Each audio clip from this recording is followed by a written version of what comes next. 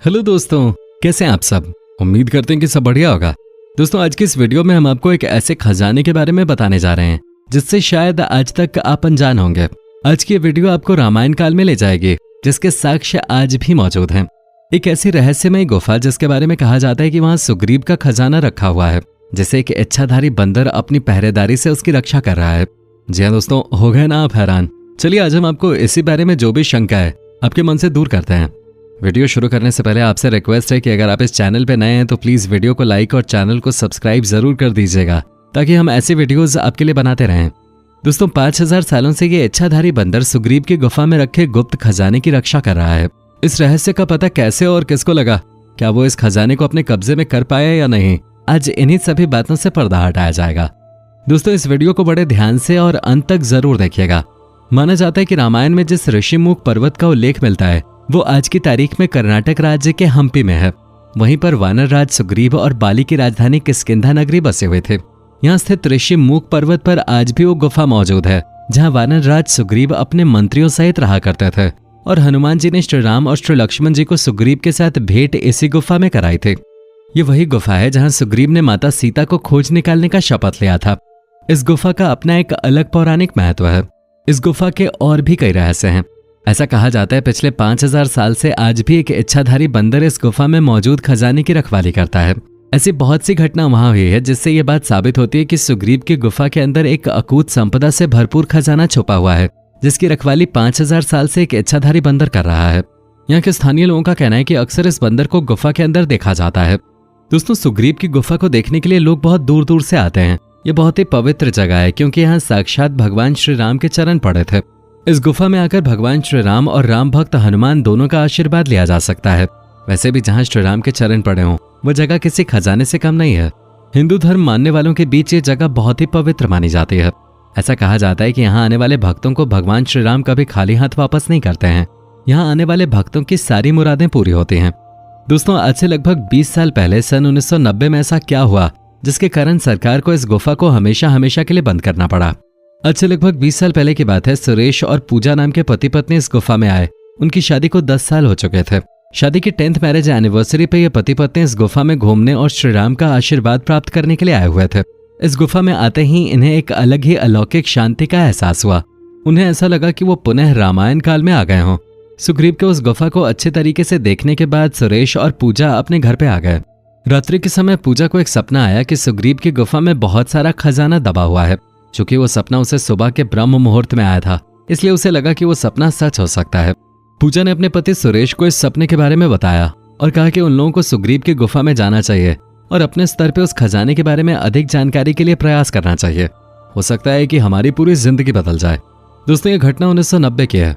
उस समय गुफा में सुबह और दिन में बहुत ज्यादा निगरानी रहती थी, इसलिए वो लोग रात के समय में उस गुफा में पहुंचे और वो लोग उस छोटी सी गुफा में खुदाई करना चाहते थे जहां लोग खजाने के होने का दावा करते थे। परंतु उसकी पहरेदारी तो एक इच्छाधारी बंदर क्या करता था। जैसे ही ये लोग खुदाई करने की कोशिश की, उस इच्छाधारी बंदर ने उन पर हमला कर दिया, जिसके कारण वो उस स्थान पर खुदाई नहीं कर पाए। इसके बाद इन लोगों ने उस इच्छाधारी बंदर से बहुत विनती की कि उन्हें इस विशाल खजाने में से कुछ ले जाने दें। इस पर उस बंदर ने जो जवाब दिया उसे सुनकर आप हैरान हो जाएंगे, क्योंकि उस इच्छाधारी बंदर ने कहा ही कुछ ऐसा।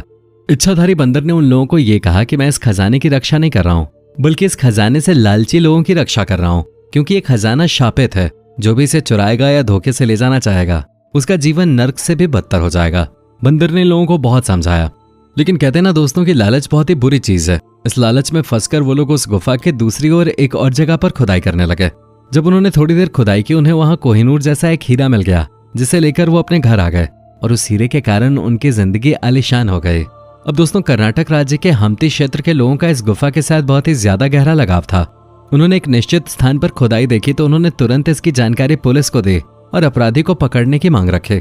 इस घटना के अगले 2 महीने तक पुलिस अपराधी को नहीं पकड़ पाई, लेकिन 2 महीने के बाद पूजा और सुरेश आगे बढ़कर खुद पुलिस स्टेशन पहुंचे और उस हीरे को वहां जमा करा दिया। जब पुलिस वाले ने उनसे पूछा कि जब आप इस हीरे को छुपा भी सकते थे तो आप खुद यहाँ पर इसको सरेंडर करने क्यों आए हो, तब उन्होंने सच बताते हुए कहा कि आज से 2 महीने पहले एक रात को इस हीरे को उस गुफा से वो चुरा कर ले आए थे। उन्होंने सोचा था कि इस हीरे के कारण उनका जीवन सुखमय हो जाएगा, लेकिन इस हीरे के आने से उनके जीवन में चारों तरफ से मुसीबत आने लगी। उन्होंने बताया कि चोरी के अगले दिन ही उनका बेटा सीढ़ियों से गिर गया। साथ ही साथ बिजनेस में भी बहुत सारा घाटा होने लगा। और जिन लोगों को हमने पैसे उधार दिए थे वो हमारा पैसा लेकर भाग गए। हम समझ चुके हैं ये केवल और केवल इस हीरे के कारण हो रहा है, और जो कोई भी इंसान सुग्रीव की इस गुफा से कुछ भी लेना चाहेगा वो कहीं का नहीं रहेगा। इसके बाद पूजा और सुरेश ने पुलिस अफसर से रिक्वेस्ट की कि हम चाहते हैं कि इस हीरे को आप इसके असली स्थान तक पहुंचा दें। जिसके बाद दोस्तों सन 1990 में सरकार द्वारा इस हीरे को पुनः अपने स्थान पर रख दिया गया।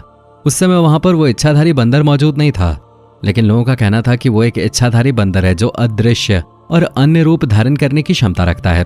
पूजा और सुरेश ने वहां पहुंचकर मन ही मन उस इच्छाधारी बंदर से माफी मांगी और भविष्य में कभी भी लालच न करने का प्रण लिया। उसके बाद एक रात पूजा के सपने में वही इच्छाधारी बंदर आए और उसे श्री हनुमान जी की पूजा करने और बंदर को चना और केला खिलाने का आदेश दिया। पूजा और सुरेश ने इस आदेश को मानते हुए श्री हनुमान जी को अपना आराध्य देवता बनाया और अपने शहर के बंदरों की खूब सेवा की।